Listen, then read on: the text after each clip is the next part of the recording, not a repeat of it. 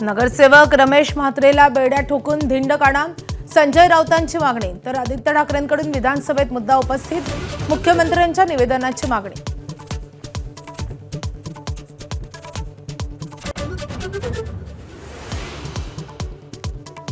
नाशिकमध्ये गोदावरी नदीनं धोक्याची पातळी ओलांडली. दुतोंड्या मारुतीच्या छातीपर्यंत पाणी, रामकुंडावरची छोटी मंदिरं पाण्याखाली. नागरिकांना सतर्कतेचा इशारा.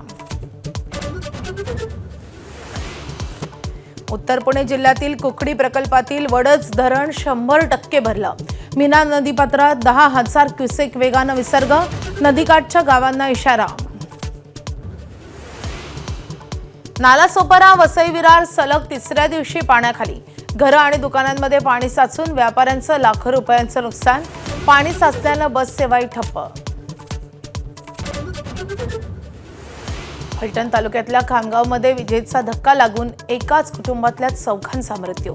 एकमेकांना वाचवताना अख्खं कुटुंब मृत्यूच्या दाढेत. मृतांमध्ये 2 महिला 2 पुरुष.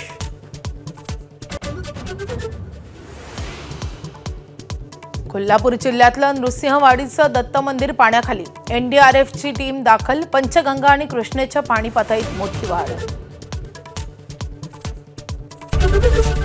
ABP माझा, उघडा डोळे बघा नीट.